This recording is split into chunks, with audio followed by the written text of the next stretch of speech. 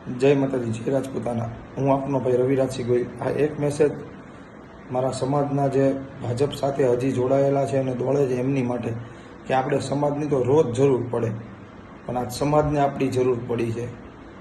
આપણી બેન દીકર ઉપર આવી અભદ્ર ટિપ્પણી કરનાર અને આપણા અવડા મોટા બોળા સમાજને સાઇડલાઇન કરનાર ભાજપનો ખેસ કરીને જો તમે ગર્વ અનુભવતા હોય તો ધન્ય છે ભાઈ તમને। બાકી હું એક રાજપૂતના દીકરા તરીકે મારા સમાજને સાઇડલાઇન કરનાર આ ભાજપનો ખેસ જો મારા ગળામાં નાખું તો મારી જનતાનું ધાવણ લાજે।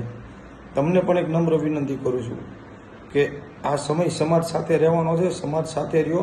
કારણ કે જ્યારે આપણે આ દુનિયામાં આવ્યા ત્યારે આપણે ઘોડિયામાંથી ઉચકીને રમાડનાર સમાજ હતો અને જેથી આ દુનિયામાંથી જાશું તેથી ચિતા ઉપર ચડાવનાર પેલા સમાજ હશે, ક્યાંય ભાજપ નહીં આવે।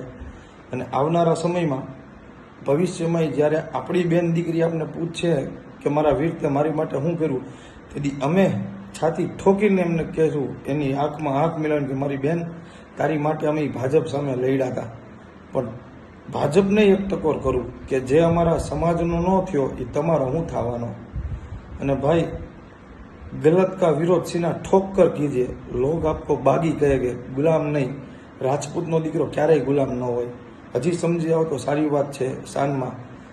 બાકી આવનારા સમયમાં જો તમને એવું હોય કે તમે અત્યારે સમાજને સાઇડલાઇન કરીને ભાજપ સાથે રહેશો અને ભવિષ્યમાં તમને ભાજપ ટિકિટ આપે અને તમે સમાજને મનાવી લેશો તો ભૂલી જજો, એ દિવસે જો સમાજ ભૂલી જશે ને તો હું રવિરાજસિંહ ગોહિલ તમે જે વિસ્તારમાં છો ને એ વિસ્તારમાં આવીને સમાજને ટકોર કરીને યાદ દેવડાવીશ હાથ જોડીને કે જેથી સમાજને જરૂર હતી ને તેથી આ સમાજની બેન દીકરી યારે નહોતો રહ્યો, એટલે અત્યારે સમાજ આની ભેગો ન રહેવાય।